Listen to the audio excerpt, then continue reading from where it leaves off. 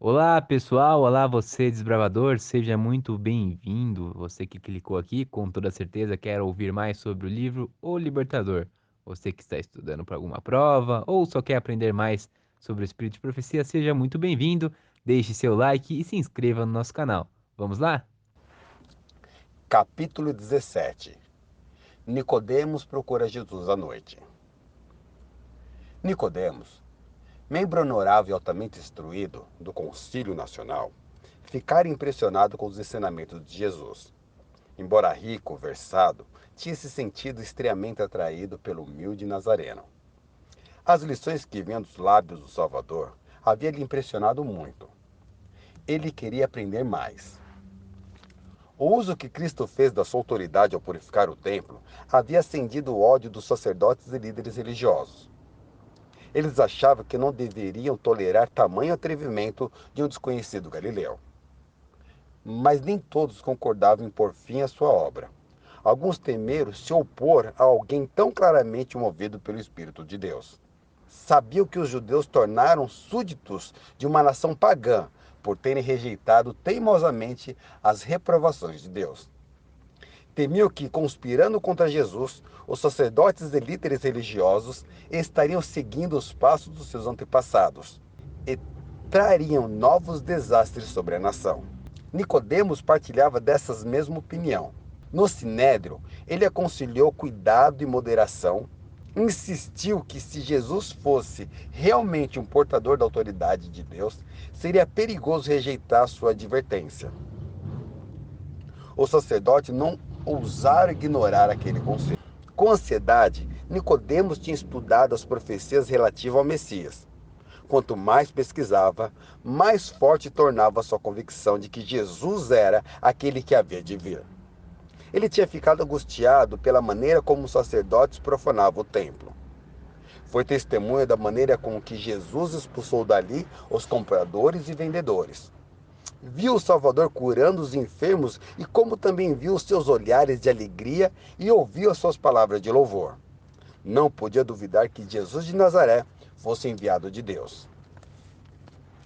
Cada vez aumentava mais o seu desejo de conversar com Jesus, mas não estava disposto a ir até a ele abertamente. Se o Sinédrio soubesse da sua visita, os seus membros o menosprezariam e o denunciariam. Decidiu então tentar um encontro secreto. Por meio de uma investigação específica, ficou sabendo qual era o lugar onde o Salvador costumava ir. À noite, no Monte das Oliveiras, ele aguardou até que a cidade caísse no sono. Então saiu à procura de Jesus. Na presença de Cristo, Nicodemos sentiu-se extremamente tímido, mas tentou disfarçar o sentimento. Mestre, sabemos que ensina da parte de Deus, pois ninguém pode realizar sinais miraculosos que está fazendo se Deus não estiver com ele. Escolheu essas palavras para expressar e gerar confiança. Porém, na verdade, elas expressam incredulidade. Ele não reconhecia que Jesus era o Messias, mas apenas um mestre enviado de Deus. Jesus fixou o olhar em seu interlocutor, como se lesse a sua própria alma, viu ali à sua frente alguém que buscava a verdade, querendo aprofundar a convicção já existente na mente do seu ouvinte.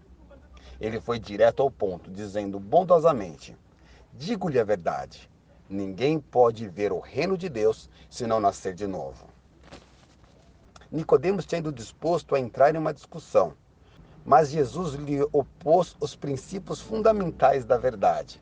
Ele disse: você não precisa ter a sua curiosidade satisfeita. O que você precisa é de um novo coração. Precisa receber uma nova vida, vinda do alto, antes de poder apreciar as coisas celestiais. Até que essa mudança ocorra, discutir a minha autoridade ou minha missão não vai resultar em nada que lhe possa salvar. Nicodemos tinha ouvido João Batista pregar sobre o arrependimento, mas a sua prescrutadora mensagem não havia lhe trazido convicção do pecado. Fariseu restrito se orgulhava das suas obras. As pessoas o tinham em autoestima por causa dos seus atos de bondade. E ele tinha certeza de ter o favor de Deus.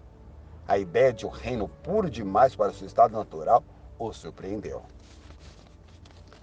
A figura do novo nascimento não era totalmente nova para Nicodemos. Os conversos do paganismo eram muitas vezes comparados com o recém-nascido. Portanto, ele deve ter entendido que as palavras de Cristo não eram literais. No entanto, como israelita, ele achava que não precisava mudar. Foi por isso que ele se irritou com as palavras do Salvador. O orgulho do fariseu estava em luta com o desejo sincero do interessado pela verdade. Surpreendido por sua própria compostura, ele respondeu com palavras carregadas de ironia. Como alguém pode nascer sendo velho? Como muitos outros, ele revelou que nada do que há no coração natural responde às coisas espirituais. As coisas espirituais são discernidas espiritualmente. Levantando a mão com serena dignidade, o Salvador fez uma aplicação ainda mais próxima da verdade e com maior firmeza.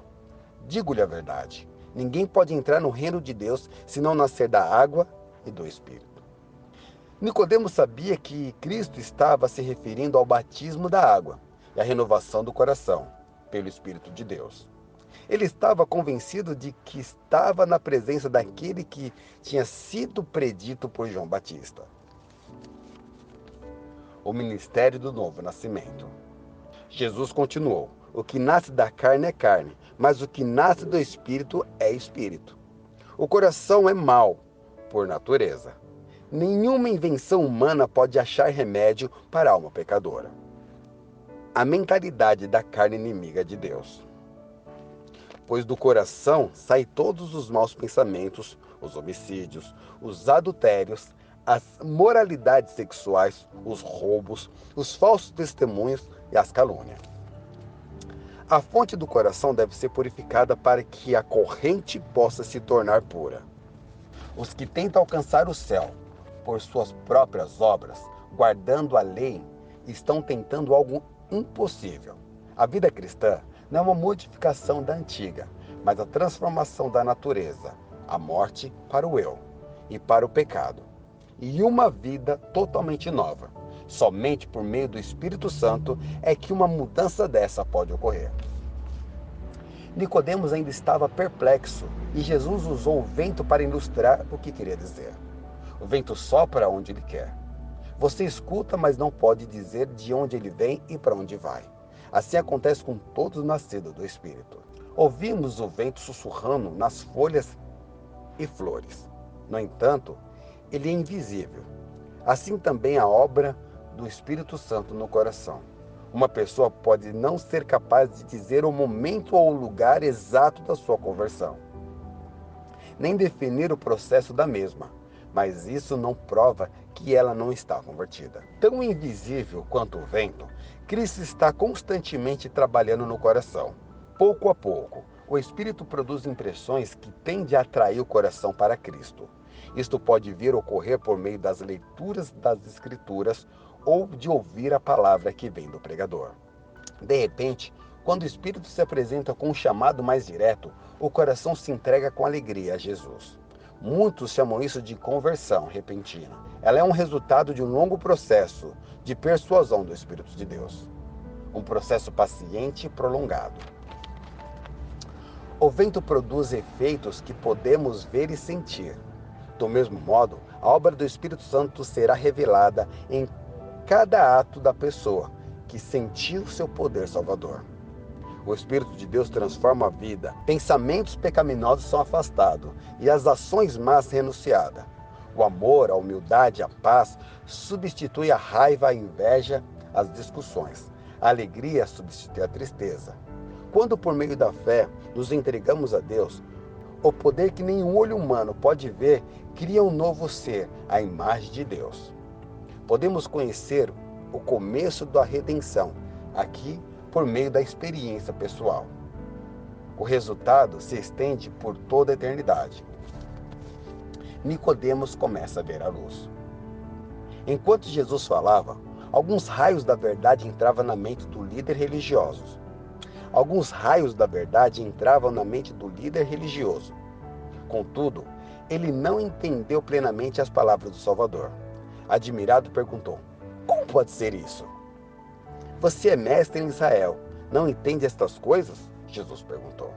Em vez de ficar irritado com as claras e verdadeiras palavras de Jesus, Nicodemos deve ter sentido uma opinião humilde de si mesmo por causa da sua ignorância espiritual. Jesus falou com dignidade tão solene e amor tão sincero que Nicodemos não ficou ofendido. Contudo, ao Jesus explicar que sua missão era estabelecer um reino espiritual, ao invés de um reino temporal, Nicodemos ficou perturbado. Jesus notou isso e acrescentou: Eu falei de coisas terrenas, e você não creram. Como crerão se lhe falar das coisas celestiais? Por que não entender a natureza do trabalho de Cristo na terra, Nicodemos não conseguia entender o trabalho dele no céu. Os judeus, a quem Jesus tinha expulsado do templo, estavam dispostos a manter uma aparência de santidade, mas negligenciavam a santidade do coração. Embora insistisse na letra da lei, estava constantemente violando seu espírito. A sua grande necessidade era a mudança que Cristo explicou para Nicodemos: um novo nascimento moral, uma purificação do pecado e uma renovação da santidade. Não havia desculpa para a cegueira de Israel. Quanto à obra da renegação, Davi orou: Cria em mim um coração puro, ó Deus, e renova dentro de mim um espírito estável. Por meio de Ezequiel, Deus havia prometido: darei a você um coração novo, porém um espírito novo em você. Tirarei de você o coração de pedra e lhe darei um coração de carne. Porém o meu espírito em você, e os levarei a agirem segundo os meus decretos e obedecerem fielmente às minhas leis. Agora Nicodemos começava a compreender o significado dessas passagens. Via que a mais rígida obediência exterior, somente a letra da lei, não dá a ninguém o direito de entrar no céu. Nicodemos estava sendo atraído para Cristo quando o Senhor lhe explicou o novo nascimento. Ele chegou a desejar aquilo para si mesmo. Como pode ser isto? Jesus respondeu à sua silenciosa pergunta. Da mesma forma como Moisés levantou a serpente no deserto, assim também é necessário que o Filho do Homem seja levantado, para que todo aquele que crê tenha vida eterna. O símbolo da serpente levantada deixou a missão do Salvador clara para Nicodemos. Quando o povo de Israel estava morrendo por causa das picadas das venenosas serpentes, Deus orientou a Moisés a fazer uma serpente de bronze e a levantá-la no meio da congregação. Todos os que olhassem para ela viveriam. A serpente era um símbolo de Cristo. Assim como a imagem feita à semelhança da serpente destruidora foi levantada para que eles fossem curados, também aquele feito à semelhança do homem pecador devia ser o seu redentor. Deus queria levar os israelitas ao Salvador, fosse para a cura das suas feridas, fosse para o perdão dos seus pecados. Mas eles não podiam fazer nada por si mesmos, a não ser mostrar a sua fé no dom de Deus. Ele só precisava olhar para viver. Os que tinham sido picados pela serpente poderiam ter exigido explicação científica de como um olhar poderia curá-lo, mas não foi dada nenhuma explicação. Recusar-se a olhar era morrer. Nicodemos ouviu a lição e a levou consigo. Passou a examinar as escrituras de um jeito novo, não para discussão, mas para receber a vida para a alma. Ele se submeteu à direção do Espírito. Ele se submeteu à direção do Espírito Santo. Hoje, milhares de pessoas precisam aprender a mesma verdade que Nicodemos aprendeu da serpente levantada. Não há salvação em nenhum outro, pois debaixo do céu não há nenhum outro nome dado aos homens pelo qual devemos ser salvos. Por meio da fé, recebemos a graça de Deus, mas a fé não é o nosso Salvador. Ela não obtém nada. Ela é a mão pela qual nós apegamos a Cristo, que é o remédio para o nosso pecado. não podemos sequer nos arrepender sem a ajuda do Espírito de Deus. As Escrituras dizem de Cristo: Deus o exaltou, colocou à sua direita como príncipe e salvador para dar a Israel arrependimento e perdão pelos pecados. O arrependimento vem de Cristo, tão verdadeiramente como vem o perdão. Como então devemos ser salvos? Vejam, é o Cordeiro de Deus que tira o pecado do mundo.